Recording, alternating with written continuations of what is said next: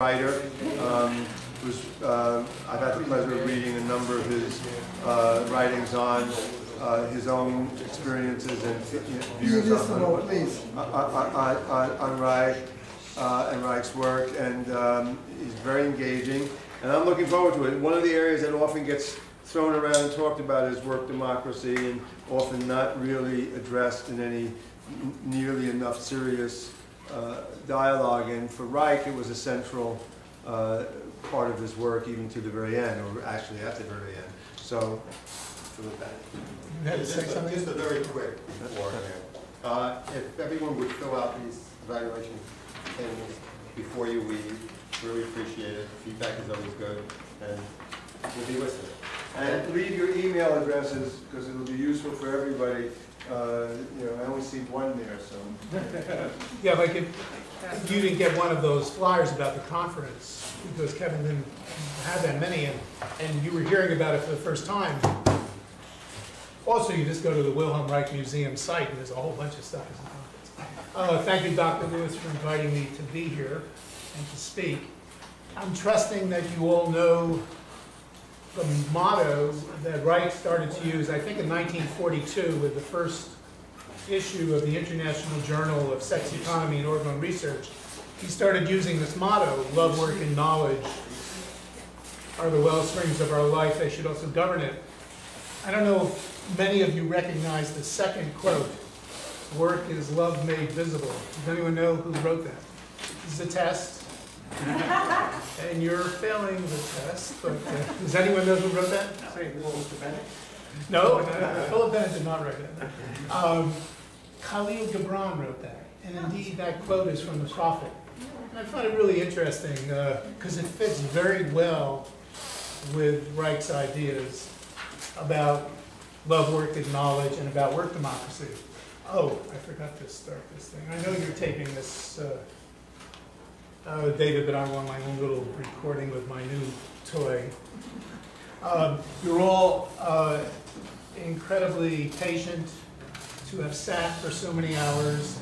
I thought that I might begin my talk with a performance piece that we would all engage in, or invite you to turn to your neighbor and talk or something. Because just sitting and listening, I think, is very, very hard. But I'm going to ask you to sit and listen a little bit longer.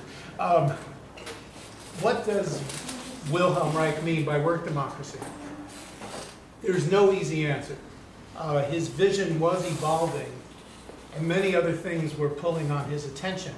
And ultimately, he did not work out a coherent vision, as I think you will see.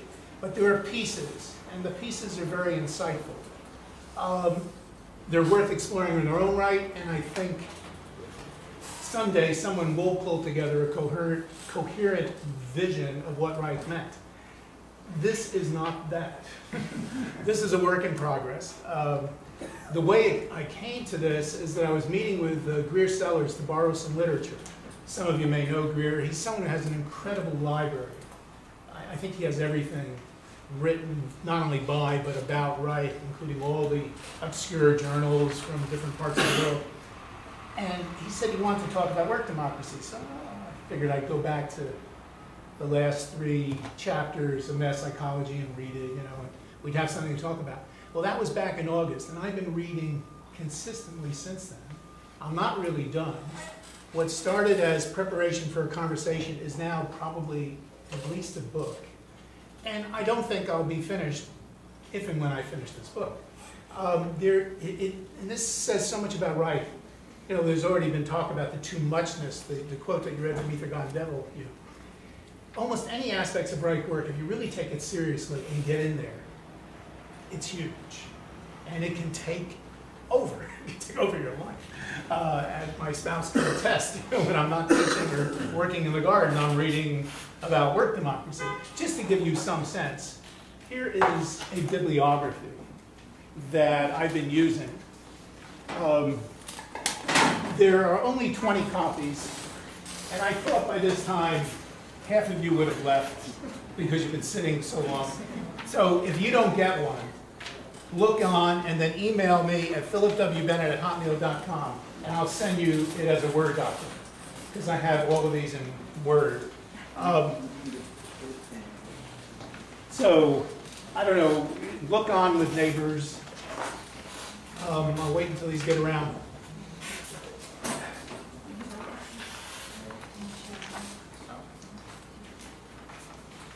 While this is going around, let me say that when I first read Wright, in 1962.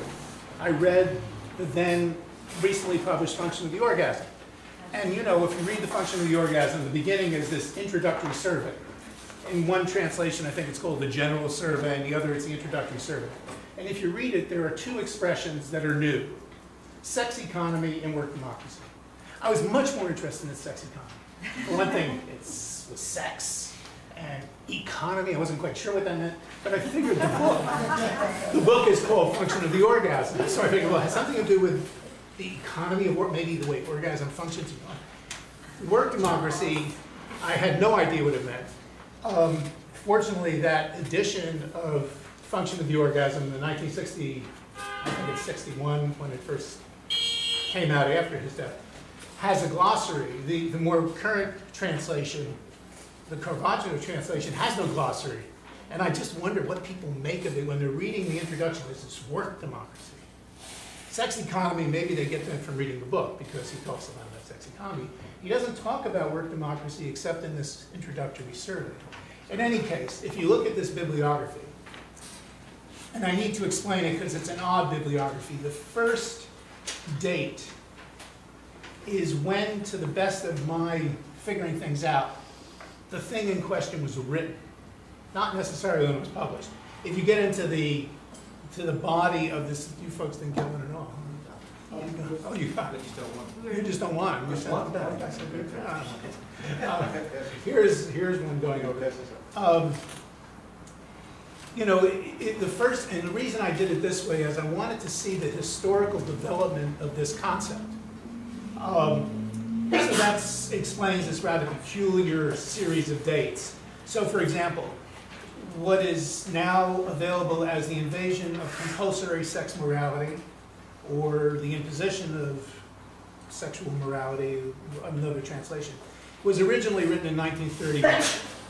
It was published in 32. There was another edition in 34. Reich makes some changes. It gets published in 35. Then in 51, Reich revisits this text and alters it and writes a preface, envisioning it would be published. It never was during his lifetime, but he revisited the text in 51, and it eventually was published in 71. And that's why you see all these peculiar dates there. But if you look at it closely, you'll see it says Farrar, Strauss, and Giroux, New York, 71. Just as Reich revisited his will, as Kevin talked about earlier, he was constantly revisiting his manuscripts and changing them. And things get altered. And sometimes he notes the alteration, and sometimes he doesn't. So in any case, this bibliography will give you some sense of the work I've been doing since that August. The entries that are in bold, first one, the natural organization of work and work democracy for the problems of work democracy. Then those three articles that were first published in the International Journal and then later incorporated into the Mass Psychology of Fascism. And then one other article, Work Democracy in Action.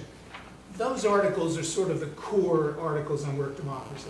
But it gets mentioned in many other places, including probably one of the last things Reich wrote that we have access to, and that was his appeal to the Supreme Court. When Reich was found guilty, he appealed this to the Supreme Court, and if you read his brief to the Supreme Court, there's a definition of work democracy in there. He's talking about different laws, and he says there are lawful laws and there are unlawful laws, and then he tries to give it. So he still had this concept up to the very end. It was figuring in his thinking.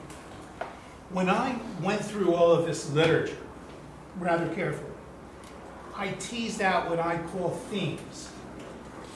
They can be misleading. I'm not suggesting that the work sort of divides into all these different things, but I'll start over here. And again, I'm sorry I don't have enough for everyone, but look on and email me, you'll get it.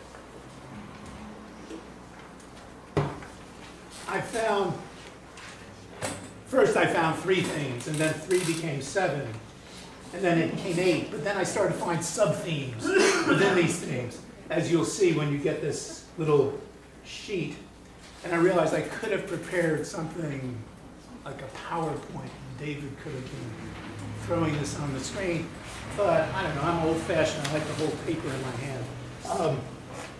I'm sorry again if you don't get one of these.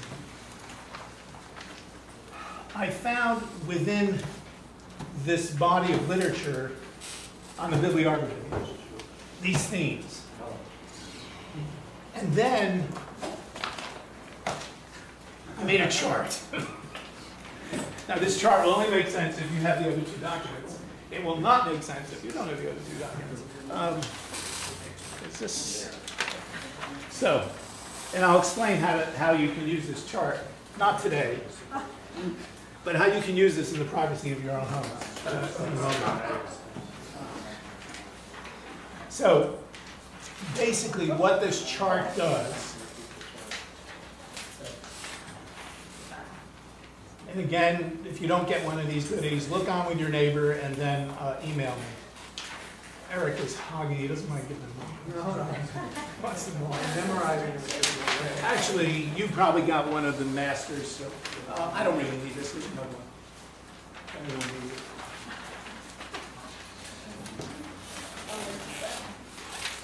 So, maybe I do need it.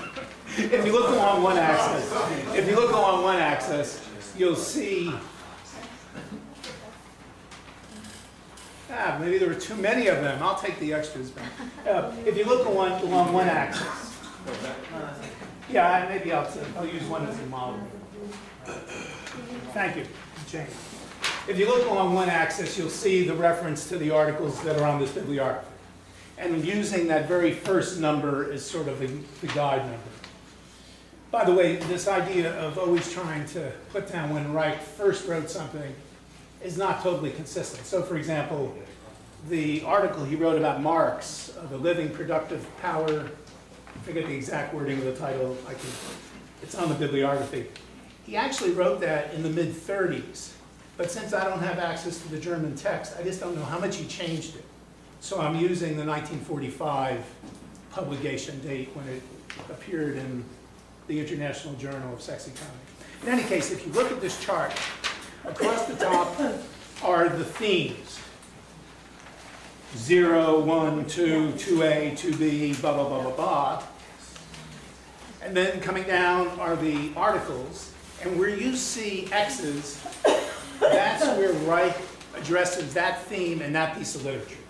And if you see lots of X's, or if they're bold, that's where he really talks about that, as opposed to in passing talk about it. So this may be a useful tool if after my little spiel you want to really do some work on this stuff. And here I totally agree with Kevin, there's only one way to understand Reich, and that's to read Reich. If you want to do some work, you have a little guide here. Take my bibliography, take the themes, take the little chart, say, oh, scene 3, 1941. Well, let's see, what is that? And you can follow on this stuff. Now, what is work democracy? Well, Wright gives some explicit definitions of work democracy. You can tell me, university professor, I give out paper, I like to impress my students with all my hard work.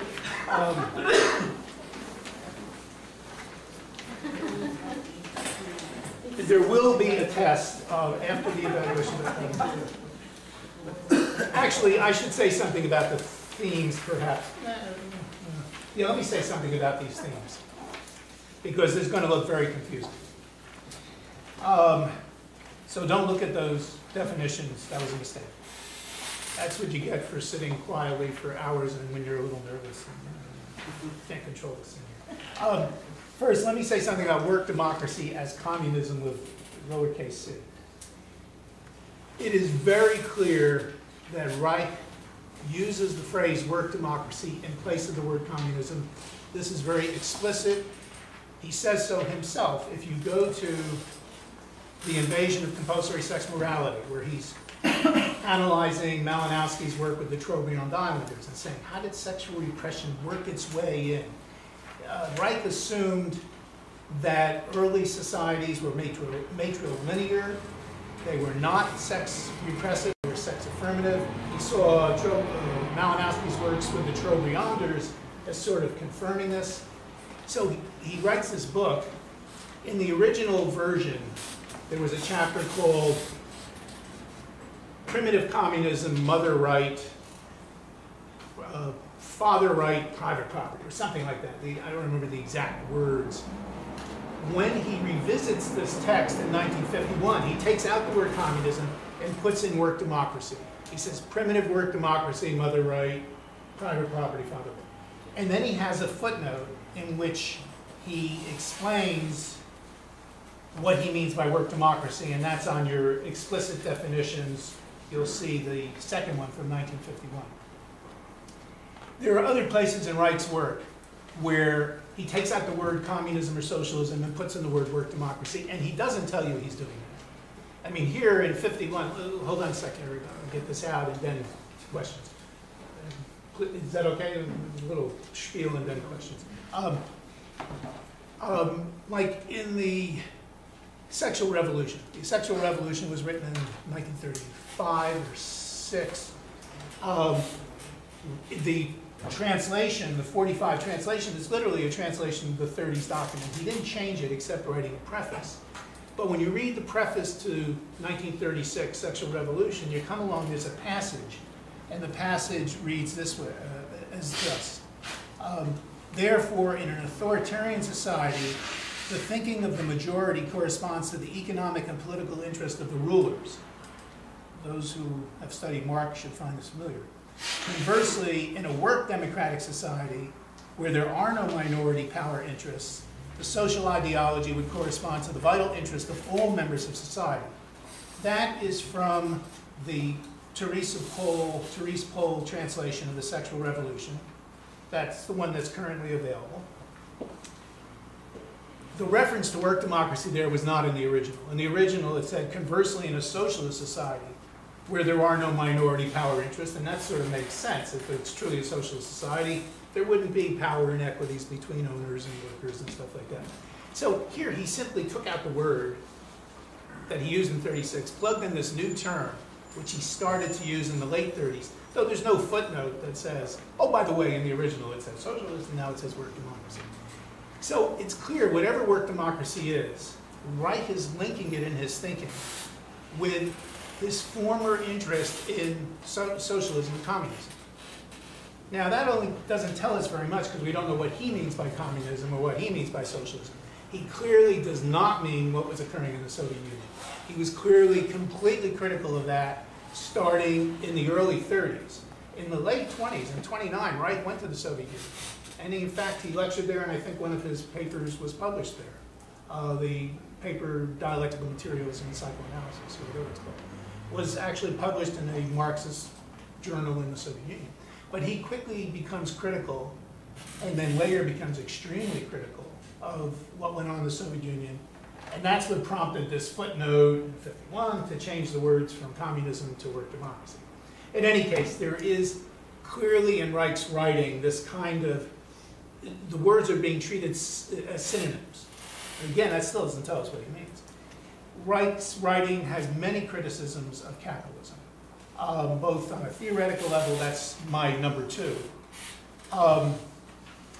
And I don't think, I agree with Dr. Lewis, who once put this in writing in the Journal of Ergonomy, that I don't think he ever really gave up his interest in Marx. I think he gave up being a Marxist in any kind of economic determinist sense or anything of that sort. He was also, had this body of knowledge or ergonomy, but I don't think he ever gave up his respect for Marx's analysis. And my memory is that that's what you said in that letter. Yeah, I mean, the account is that Reich himself said directly to Dr. Tobin, actually there are other places he said it, that don't forget that I remain a Marxist, not never a communist. Right. No long, and actually he never was a member of the Communist Party. That's been a misrepresentation. Yeah. Or the Socialist Party. He was what would loosely be called a fellow. He was associated with and operated organizations that were associated with it in Europe. But actually, the criticism of the Soviet Union, of communism, formal communism, starts as early as those, in the first correspondence right after the first trip to the Soviet Union, he comes back and says, there's some deep trouble here. Well, he also, something profoundly wrong. Yeah, he also, in the very first item on bibliography, this was a lecture he gave before the World League of Sexual Reform. He said stuff there that would have driven the communists, up the wall, because he says that both the bourgeoisie and the workers are sexually repressed. And now a Marxist analysis, you've got to make a clear distinction between the workers, yay for the workers, bourgeoisie, boo, boo. But if they're both sexually repressed, this cuts across a kind of Marxist economic determinist model, which would suggest a basic distinction. So he was already getting in trouble back when he gave that lecture, which is a great piece to read, this Sexual Misery of the Working Masses.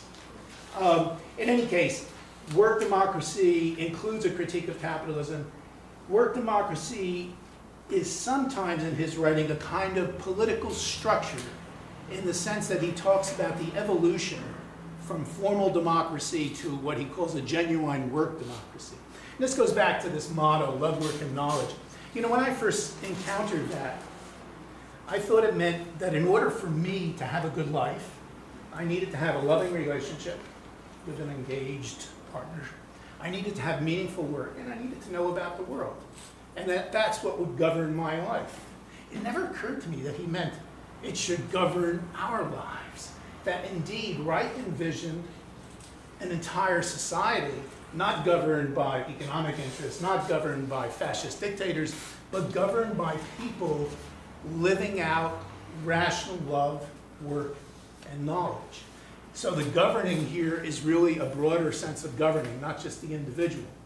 But in my individualism, I grew up in this culture and all that stuff. The other things, while Reich was very critical of anarchism, at one point, Mickey Sharoff says, he told Reich, I'm going off to Boston to give a talk to a group of anarchists. And Reich said, why do you want to talk to them for? Or something like that. He was very critical. I think Reich really was an anarchist in the sense that he believed that were we living healthfully, the state would wither away. I mean, it was the same vision of Marx's, that once communism were established, the state would cease to function, and people would, what would govern us would be our work relationships, not laws, etc. Though he's not completely consistent here, at other times he talks about strict laws to protect the youth, strict laws to protect the newborns. If you look in The Murder of Christ, at the very end of the text before the appendix, is something he actually sent to the Congress. And Wright proposed to the Congress laws for the protection of life. And I don't know what the Congress did with this document, but what they made of it. But that he sent it to them. It's very clear that for Reich, work democracy is anti-political in the sense that it's anti-political party. Reich is vehement about the inability to bring about human happiness through political change. Human happiness has to come from the inside out, he says, rather than from the outside in. I'll talk more about that in a second. Though Reich was committed to democratic values, he embraced what I call the critique of pure tolerance. Like, he laments that fascism will use freedom of the speech to eliminate freedom of speech, and he says we shouldn't allow this to happen. And he sort of embraces, it's kind of interesting, some of you may know this book, The Critique of Pure Tolerance, including Herbert Marcuse. Well, it's a collection of essays by Robert Falwell, Barrington Moore, and Herbert Marcuse. And this came out in 70-something. And in it, there's a quote from Marcuse, which looks like it's right out of Reich's work about, it may be, about how you cannot allow your respect for difference to lead you to give legitimacy to life-negating ideas. And Reich is very clear about that, as you'll see in a moment. I think that's enough by going through this. What I'd like to do, and it depends on how much time I have, what I'm giving you now is the mother lode. These are all passages, first, slow down, you move too fast. Figure it. He's going to pull me off the stage, at 4:15. Okay, what I'm focusing on are the last 3 chapters of the Mass Psychology of Fascism. These were 3 articles that Wright wrote in 1943. They're dated 43, Bald Mountain, Maine. Kevin always leads a hike up Bald Mountain if you go to Organon in the summer. That's his first cabin before he right. Organon. So he wrote this stuff in 43. The reason I'm referring only to these 3 articles is that they're the ones that are most accessible.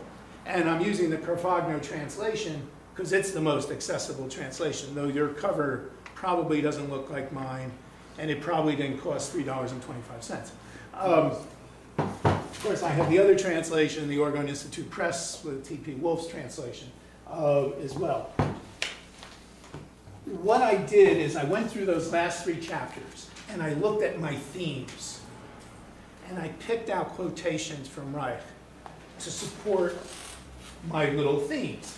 So I tried to print this back to back, and something got screwy with the Xerox machine, so I'm afraid I wasted some paper and trees, but that happens. These are all passages right out of the Mass Psychology of Fascism on each of these themes. And I think what I'd like to do, if you have the patience, is first I want to go through the definitions, and then I want to look at some quoted passages. Again, look on with your neighbor, get close. It's a good idea always to get close.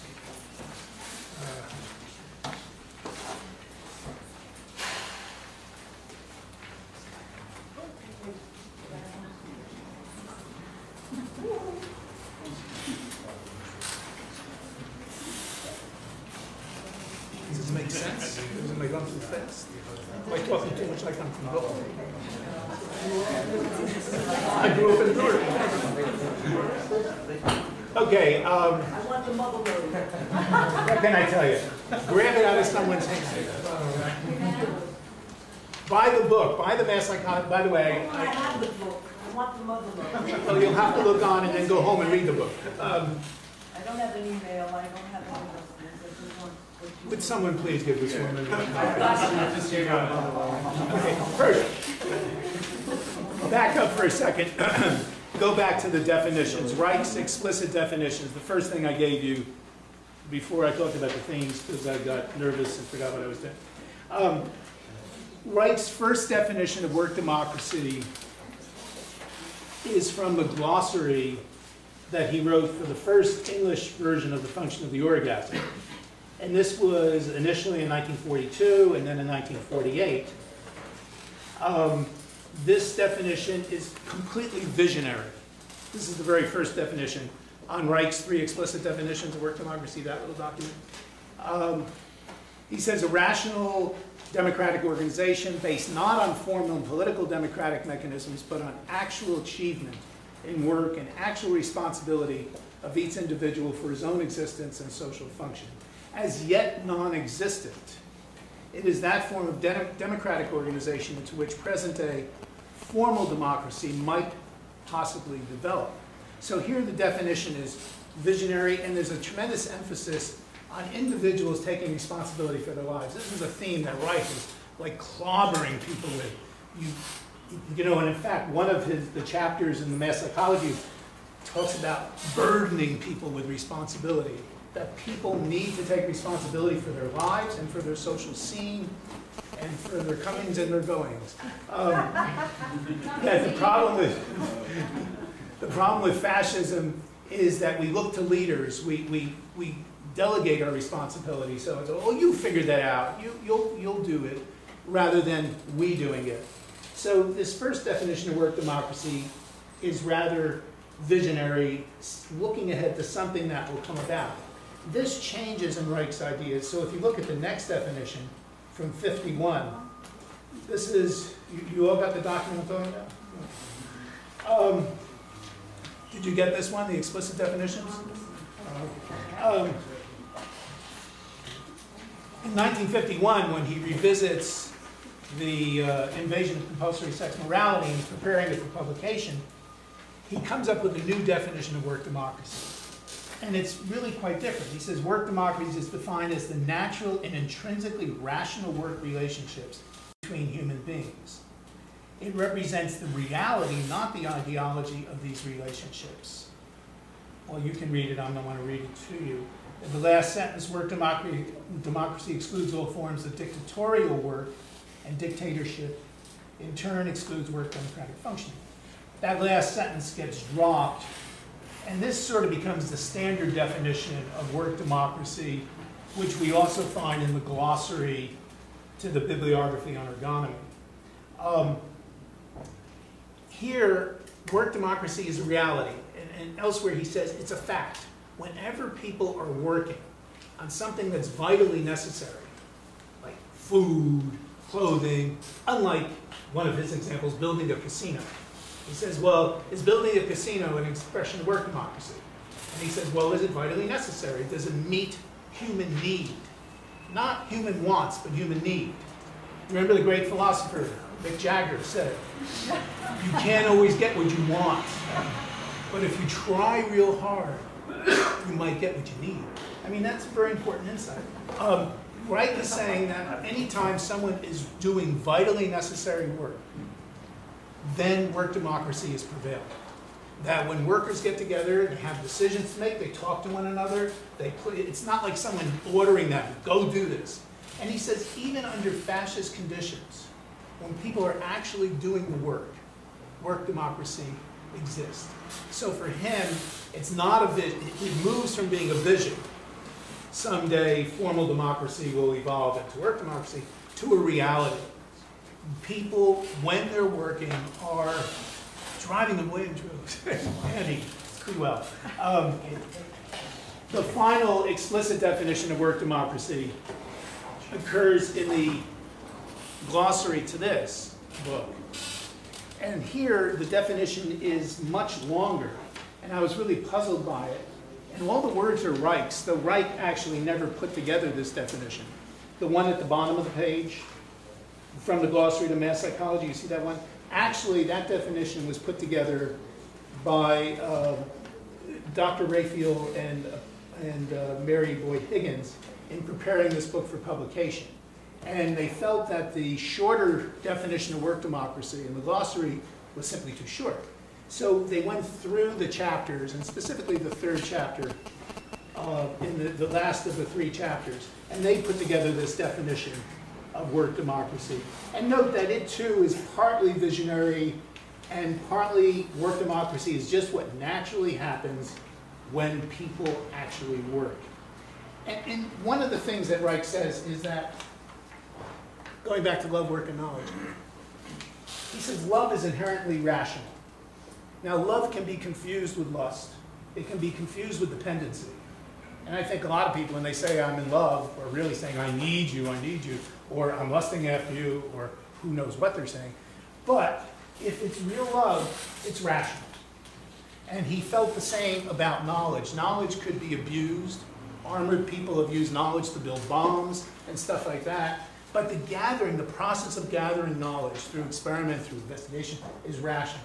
And he felt the same about work, that when you're really working, when you're really engaged in something that's vitally necessary, again, difference between needs and wants, you're acting rationally. It's a very, very interesting concept of work.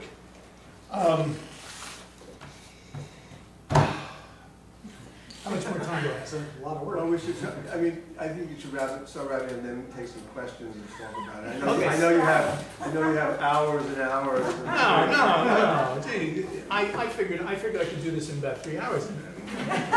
Okay, look, let me then describe the mother lode that some of you have and the rest will get by email.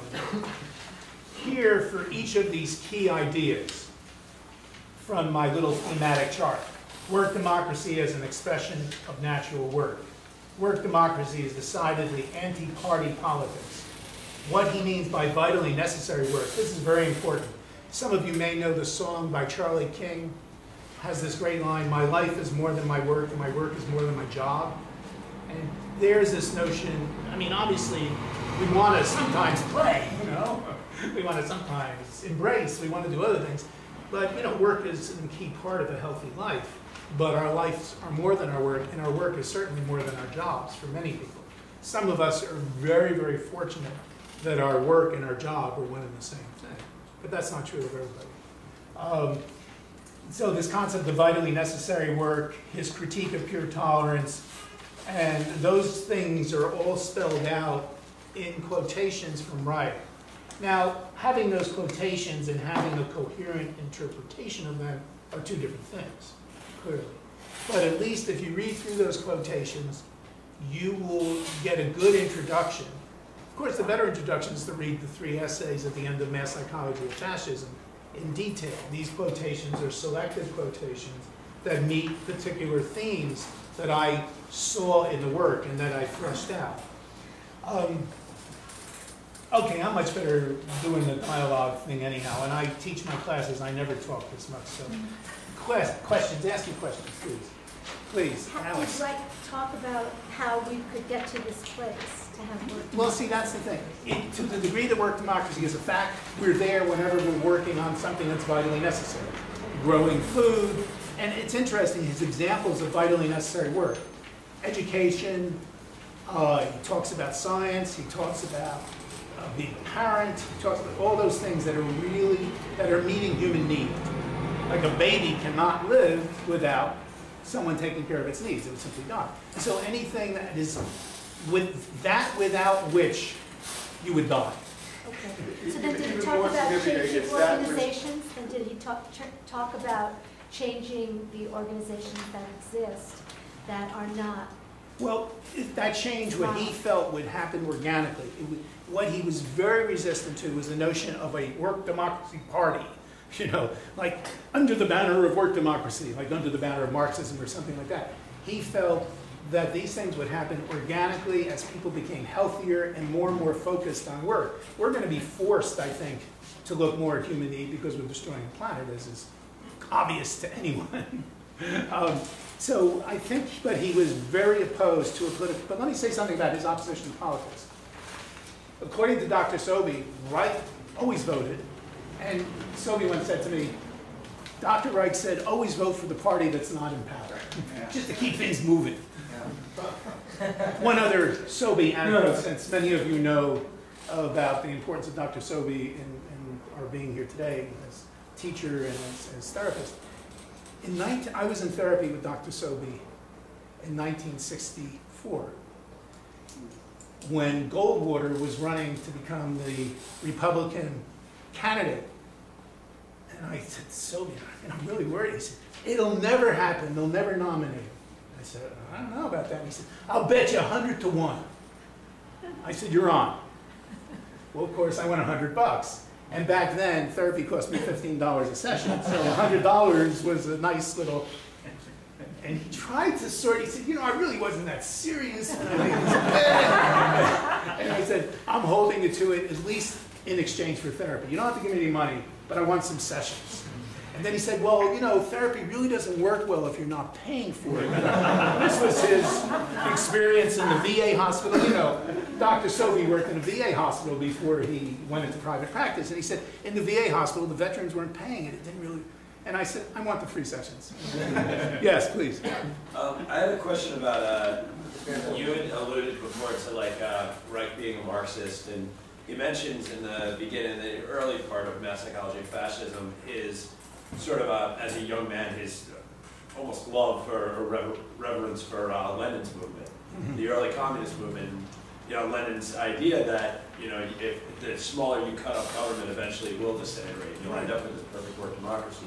My question to you is, do you think he went wrong in grossly overestimating his people's ability to take on responsibility for their own lives, or was it that he himself became corrupted by the power of being the central power?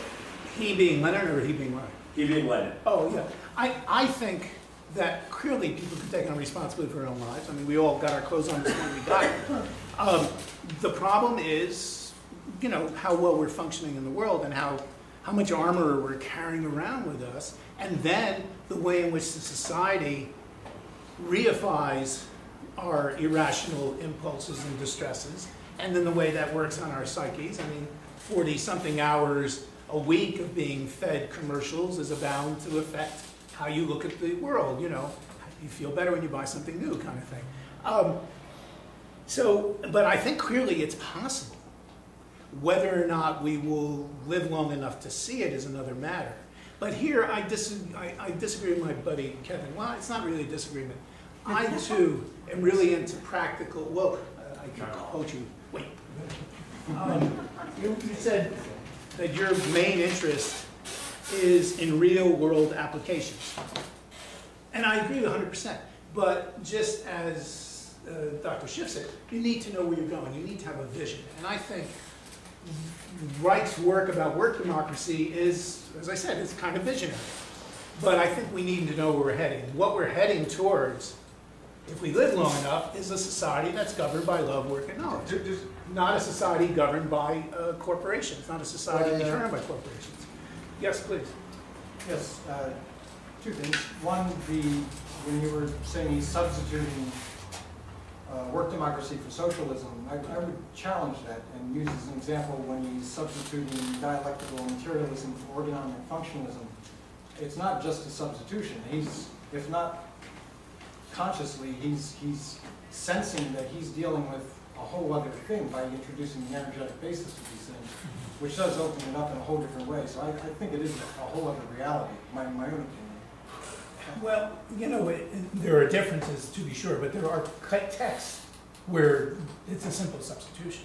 I mean, there are texts where, if you look at the German, it says da-da-da-da, socialist, da-da-da-da, and then you look at the more recent English, da-da-da, work democracy, da-da-da, where the context, the sentence is identical. But more significantly, I think, we know from journals, from letters, and also that Wright was aware of it. I think you're absolutely, I think both are correct. Wright was substituting at that point, but he was also, there's a significant amount of documentation, which I think you're doing a wonderful job doing, showing that he was aware that he was changed, that substitution responded directly to a new understanding of why there was a need for that substitution. No, I fully agree with that. And I think, as I said in the beginning, the idea is one that he struggled with. You know, in 1943, hold on one second here, 1943, he says this stuff is from a book forthcoming called Natural Work Democracy. Well, that book never appeared. The 3 chapters appeared in this book, but you know, other things were on Reich's plate. He was working on things that obviously took more of his attention. So I don't think he ever completed the process of developing this concept. That's what I hope to do in this writing when it comes to fruition. That's important to keep in the forefront of thinking, because it's easy if you do have a strong leftist or socialist leaning, characterological. No, I'm saying you in general. Well, yes, you too. Then you got to be careful about how you convey the information. The second point I want to make even quicker. When you mentioned the strict laws when you talked about strict laws as being a contradiction, I don't think so. He recognized a healing period. Yes, exactly. Yeah.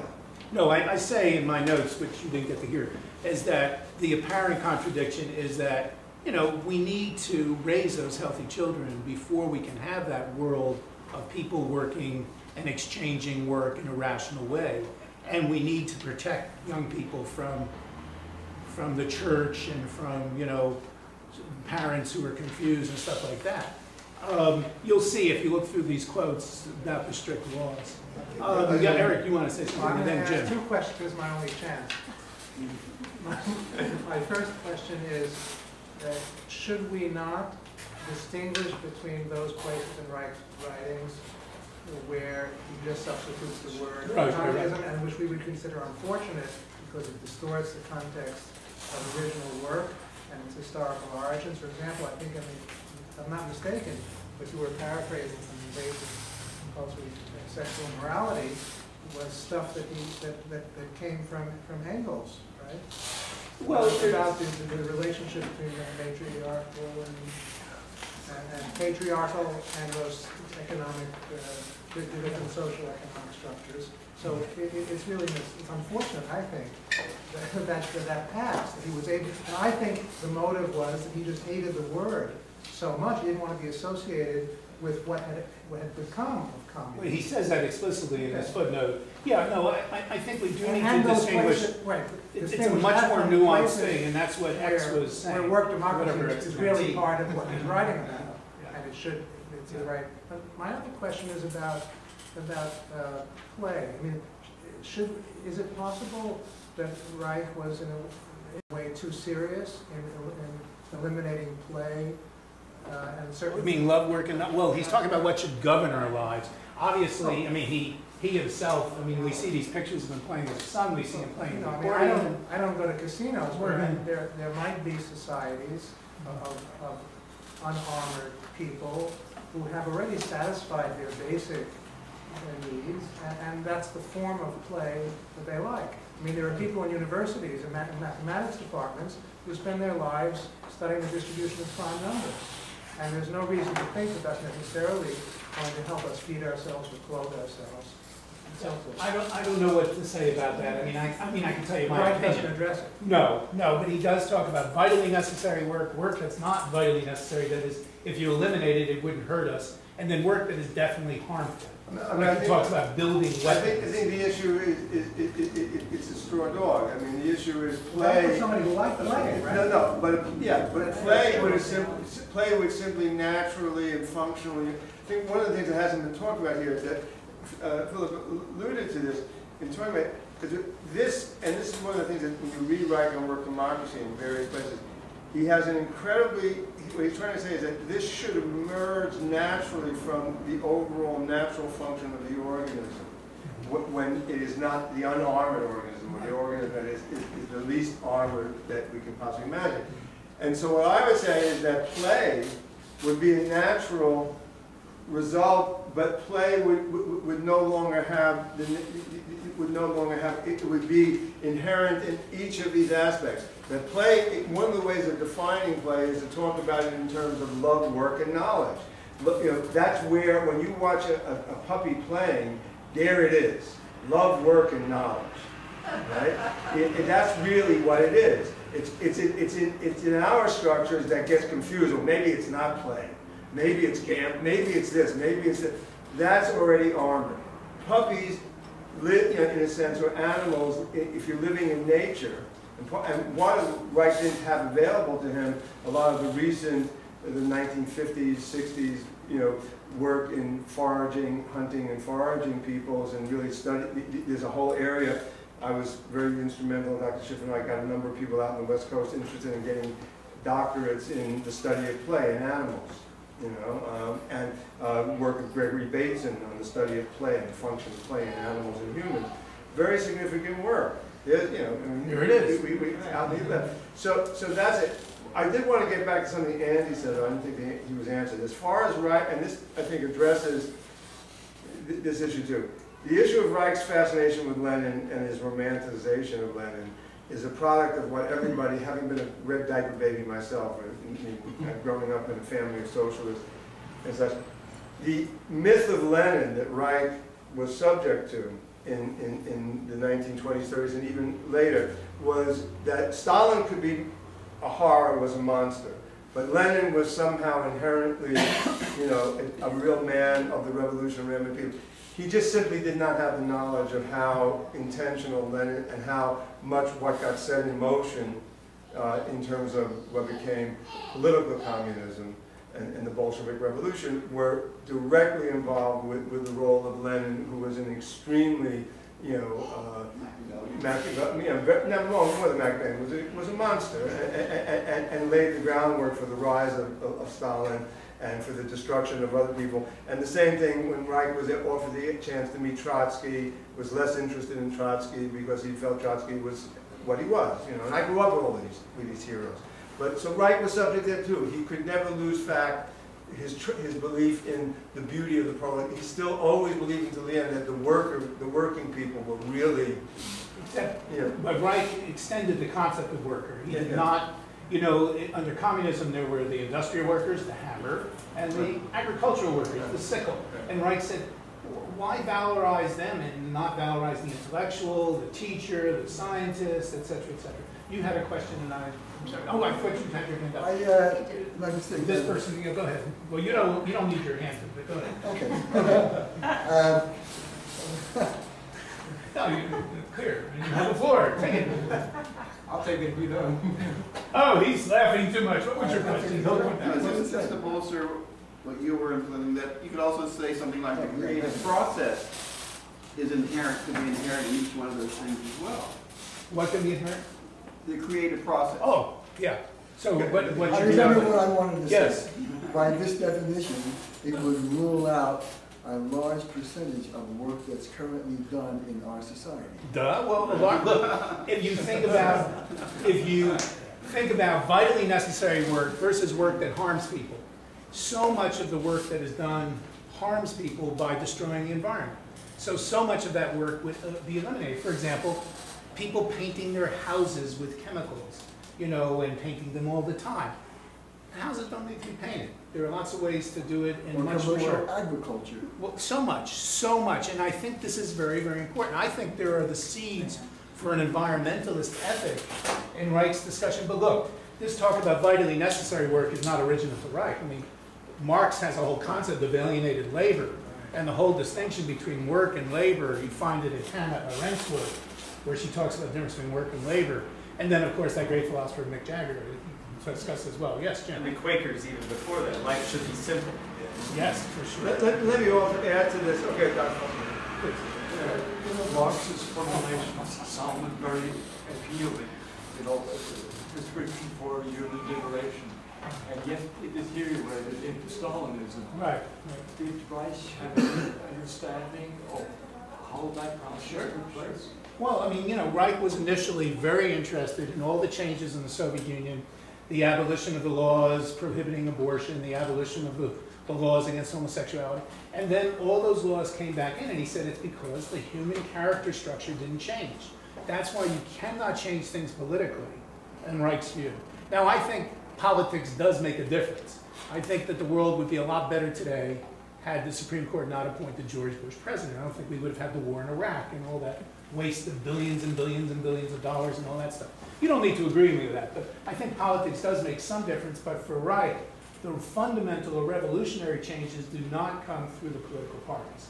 And that was the problem with the Soviet Union, where the changes were top down rather than from inside out and from the bottom up.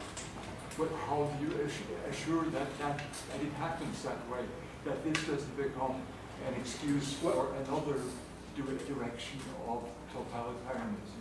Because there is an implication of sort of the mechanism is not one person, one vote, but they should also govern it. So how is it determined who governs? Well, for Reich, the answer is very clear. It's workers. Workers in a given area. He talks about teachers. Right now, I work at a university. The teachers do not run the university. In a work democracy, the teachers are the ones who do the work. They would be the one running the place. You go to a factory, the workers do not run the factory. Some places they do. By the way, I think Reich coined the expression work democracy, and it has a wider use by people who know nothing about Reich. It's transformed into workplace democracy. It's very active in Norway. Sometimes it's workplace, sometimes they even use the words work democracy. But what they mean is workers making decisions in their factories. So who would run the culture would be all of us who are working, and we would all be working. I mean, I think there are a couple of problems. One is that, I think in terms of what Dr. Foss was saying, is that the problem here is inherent. Dr. Sober said one of the last things, when they talked about this kind of thing in the seminar, Dr. Wright said that the big problem, the time bomb, was population.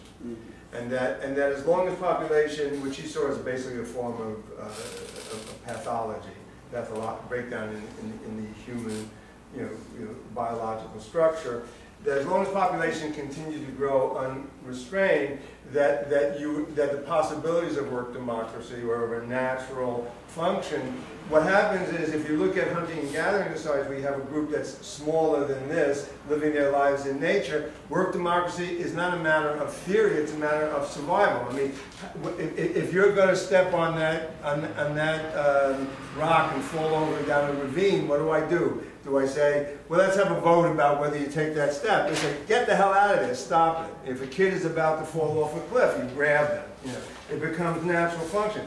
What happens here is that we have large societies, and what you're raising, I think, is exactly the point, is who is going to have the authority to decide what is love, work, and knowledge, and how it should govern us. And the danger is, are we going to appoint the czar to run, you know, or a commissar to make that decision? And who or even as Dr. Michael Rothenberg, who was one of the last of Reich's students, pointed out, is that, you know, there were such a things as we called orgonomaniacs, who like used orgonomy as like a way of, you know, basically building, you know, a system, and you'll go along with this whether you like it or not because it's good for you naturally. You know, it's there. And Wright addressed that too. You know, that just being interested in orgonomy didn't mean that your structure was such that it would allow you not to be a fascist. You could be a fascist and, you know, of any persuasion. So this is always the problem. In The Murder of Christ, there's a section called The Hideous Distortion of Orgonomic Truth. Right. And he talks about people marching under the banner of work democracy and how that's terrible. Did you get to ask your question? No, but I mean, part of my conception, maybe oversimplified, is in a work democratic organization, with, say, simplified down to small groups of people, there's still going to be people who are maybe more natural leaders than others, and that those type of people will be recognized in terms of competency. An example that I saw in my early years was in a coal mine situation where you have a group of men going in and risking their life. There has to be one person, and that one person is the one who everybody's going to look to, that when he says, there's a problem, this is what we have to do. And that to me kind of exemplifies that that person has those natural leadership, but also the competency that the group will. But then it comes from the group, that the group Yes. recognizes. Yes. And at one point, Reich says, you know, some people complain that I'm a dictator, the dictator. He says, someone comes along who understands the stuff better than me, I will quickly step down and say, now you be the head of the organization. You know, so for him, he, at least in his thinking, was running a work democracy. Laboratory work is, and it's very interesting. Mickey Sharaf talks about when he first came to Organon, what Wright did is immediately put him to work. He said, okay, here's a microscope. They're working on bions. Ask someone to help you. And the notion was you didn't work for the organization even as a translator, because that's what Sharaf did, unless you were also a worker. I don't know how to answer your question in a big sense. I mean, I think maybe, I don't share the pessimism of some.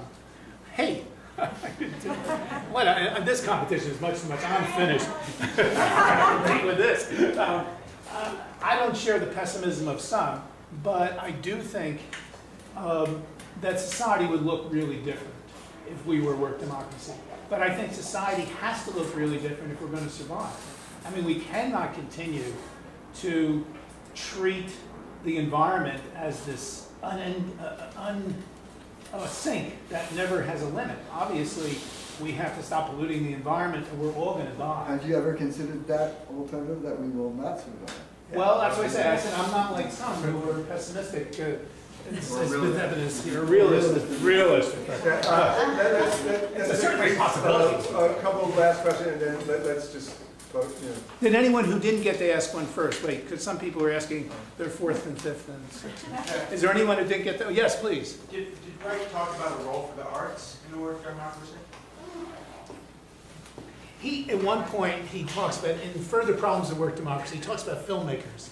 And I sent this passage to someone named Kevin Hinchy, who's a filmmaker. And he says, this is writing now in 1941. He says, in a work democracy, films will not be these idle entertainments. They'll be used to educate and bring people together and inspire and things of those sorts.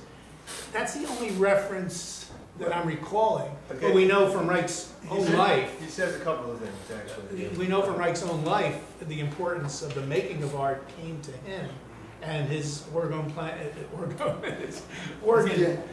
played his organ. He played his organ and painted.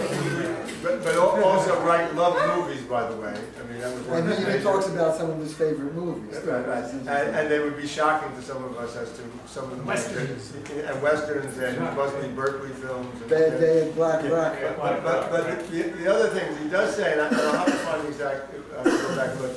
He does say at one point that we really don't know what art would look like if in fact we were dealing with a genuinely work democratic and a genuinely natural. But he never had any complaints about Beethoven.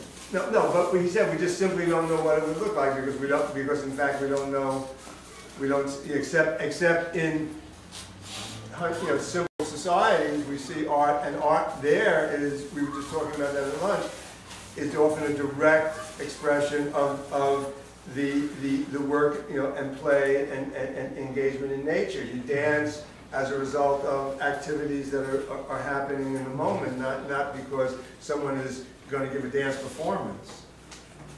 Anyone else has a chance to go first? Yeah, Jim. Actually, there are many examples of that happening in small segments. Because I'm remembering in elementary school education, the best athlete governed the athletic field, but I governed the theater, and somebody else governed the physics, because there was a natural recognition of the ability. And I was thinking in the arts, even though the getting of the job is very competitive and neurotic, once you have it, it's say putting on a play, often the person with the best idea governs at the moment the idea is presented.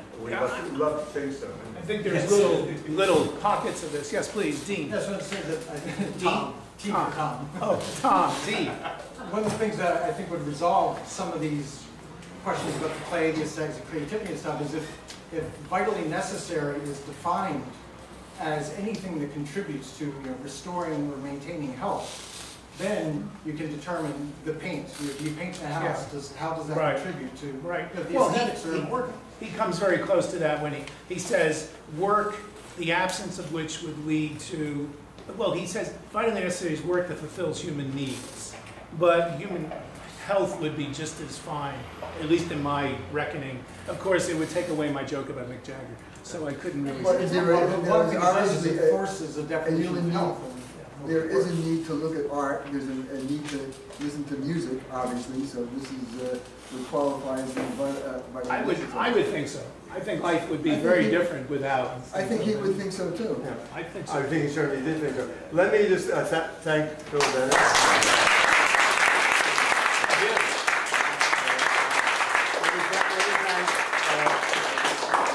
Thank all of you. This is a very great turnout, a really diverse group. People who haven't always shown up to these things. I hope you'll stay in touch, add your name to the list, or if you don't want to do email, just give us a. Yeah, I'm going to share it with the other organizations that have been here, the Wright Museum and the Institute for Ergonomic Study, so that we can get more word out to more people. Let me just quickly end with ask you to fill out the evaluations that Dr. Schiff distributed. Let me just quickly also end with Reich's favorite joke, right?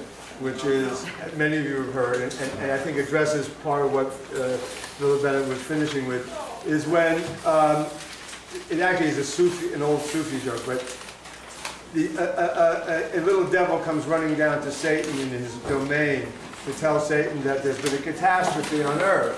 And the catastrophe is that, Satan says, what's the catastrophe? And he says, they've discovered the truth. And Satan leans back, smiles, and says, no problem, we'll send someone up there to organize it. And the issue is, what Reich was trying to address is, if you can get it to a point where it doesn't operate that way, then it changes. But the problem is how and where you could do that. Okay. Thank you all.